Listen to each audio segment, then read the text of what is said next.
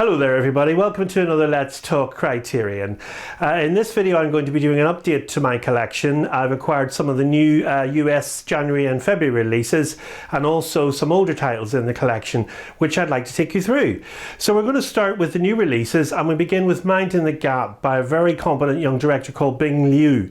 Now this is a documentary feature. He grew up with two close friends called Keir and Zach in Rockford, Illinois, and he returns home in this to film how his friends have progressed. It's a very human account and it clearly shows how they've sort of stopped in their progress where he has clearly moved on with his creative outlets. It's deftly filmed and intercut with old footage from when they were all teenagers and they enjoyed their skateboarding. But it is not a movie about skateboarding. It's much more than that. Very competent young filmmaker, as I say. His work is contemporary and exciting to watch. And that's Spine number 1061. Definitely worth a watch. That's Minding the Gap.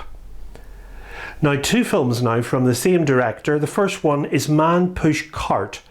It's a director called Ramin Bahrani. Now this is his first length feature made on a budget of only $80,000 and it certainly shows how a filmmaker can tell a convincing story with a central performer and still make it engaging and interesting to watch. Now it's basically a story of a street vendor who's used to be a professional singer in Pakistan. He struggles to make ends meet in post 9/11 New York. Director Ramin Bahrani's first full-length feature, as I say, Spine number 1066, Man Push Cart. Now the next one came a few years later and that's Chop Shop by the same director, and this stars a young actor, very impressive young actor called Alejandro Palanco, playing the role of Alejandro Ale. He's a 12-year-old Latino street orphan from Queens, New York. Now this actor was very impressive in this film. He had an almost improvisational feel to him and the film itself went down well with critics in New York when it was released in 2007, but it just didn't find its mainstream audience, which is a big shame. But at least Criterion trust this director to not release only one but two of his movies in the same week in their collection. So watch out for this name in the future, Ramin Bahrani. The Parallax View is the middle one of the trio of paranoia films created by director Alan J. Pakula. The first one is already in the Criterion collection, that's Clute with Jane Fonda and Donald Sutherland, and the last one, which I hope will come to the collection, is All the President's Men with Dustin Hoffman and Robert Redford. But getting back to the Parallax View, this is basically a story of subterfuge and intrigue, a political thriller basically. Diplomats killed off atop of Seattle's Space Needle, and Lee Carter, played by Paula Prentice, is a witness to this. Warren Beatty plays an investigative journalist called Joseph Frady, and he follows the story, but he gets far more than he bargained for. It's one of Pakula's best works in my opinion, and it's Spine 1064. Now, very young Laura Dern makes her film debut in Joyce Chopra's Smooth Talk, Spine number 1068. Now, this isn't a film I was familiar with at all. It stars Treat Williams and it's based on the short story written by Joyce Carol Oates called Where Are You Going, Where Have You Been? Now, Laura Dern's character, called Connie, is just about to enter her sophomore year in high school. She's discovering herself as a young woman. She starts a relationship with Arnold Friend, Treat Williams, a friend in the film, to get the pun.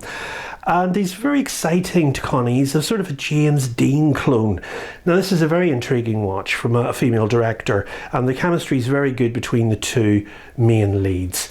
And that's Smooth Talk from Joyce Chopra. Jean Dillman, 23 Quai de Commerce, 1080 Bruxelles. Quite a title.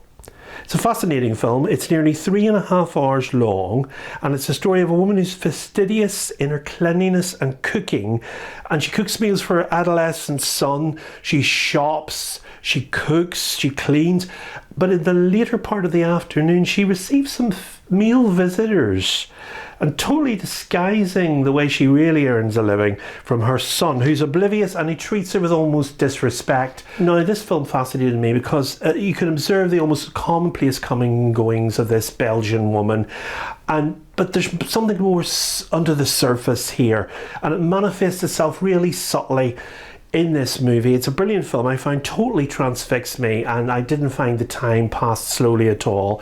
It's directed by a young female director of the time, and her name was Chantal Akerman, and that's spy number 484. Three Colours Trilogy. Very pleased I finally got hold of this box set.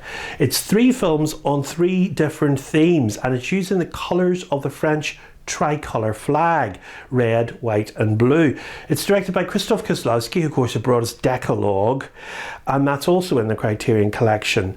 Now, blue, white and red is the actual orders of the French flag, reading from left to right, and the story of each film is loosely based on one of the 3 political ideals.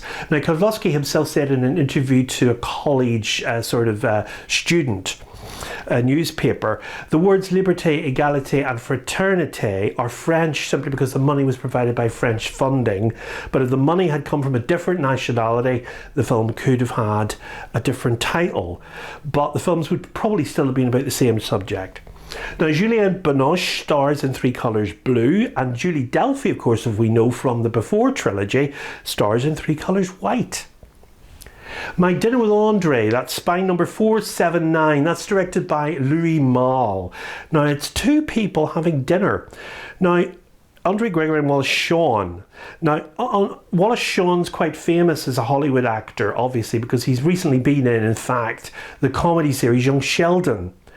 Now, they're having an intelligent conversation over dinner, and what's very clever about this is the fact that the whole thing is completely scripted, rehearsed by the director and the actors, and performed to all intents and purposes to feel very much like a spontaneous conversation at dinner.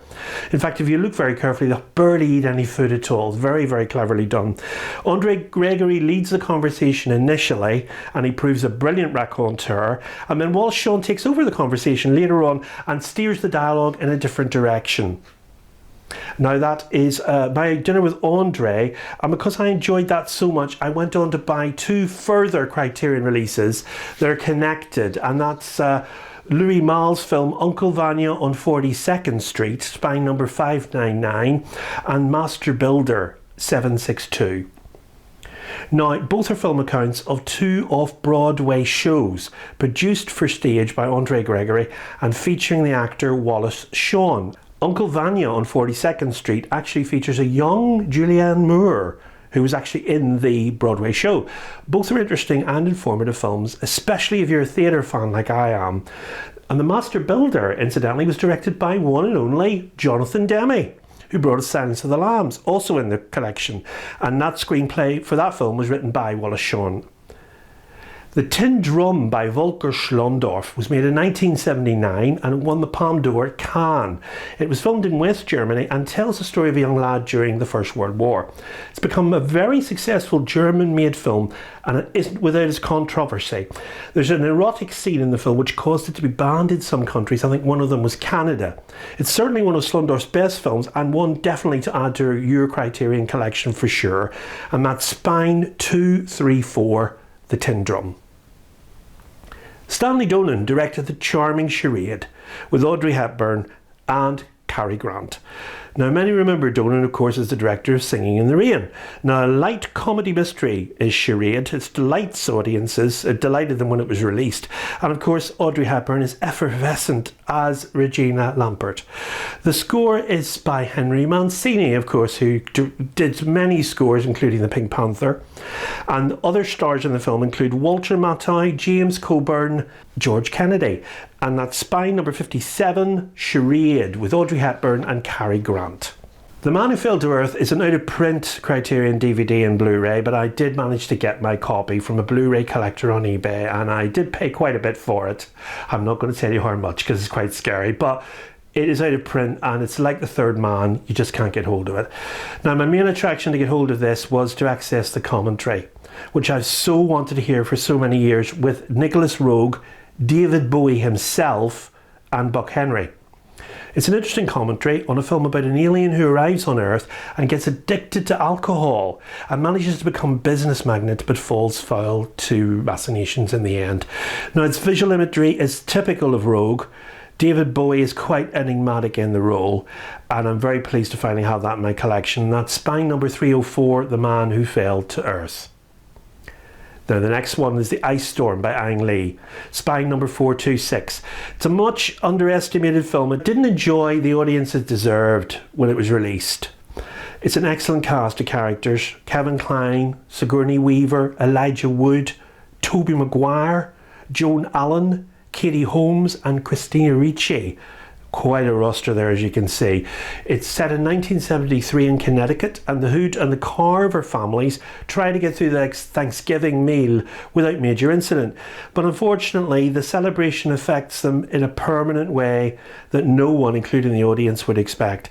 This film is emotionally draining, I do warn you, and it comes with a catharsis that leaves you somehow satisfied with the viewing, despite what's come before. The film is from 1997, and for me it's one of Ang Lee's best films. Now The Ascent is by a Russian director, and I'll leave you to watch the Filmmakers review on this release because it's recently come out in the UK, and I include the Filmmakers link for that video review below. So there we go. My next Criterion Update video will feature, among others, Antichrist by Lars von Trier, Beyond the Hill, a 2012 film by Cristian Minju, he's a Romanian director, Jean-Luc Godard's Pierrot le Fou, Louis Buñuel's 3-box set of films, an Abbas Kiarostami film called Close Up, the Wong Kar-wai box set, and Amos Peros from the director, of course, of The Revenant and Birdman, Alejandro González Iñárritu. So let's talk Criterion next time. Until then, please stay safe and keep watching those movies.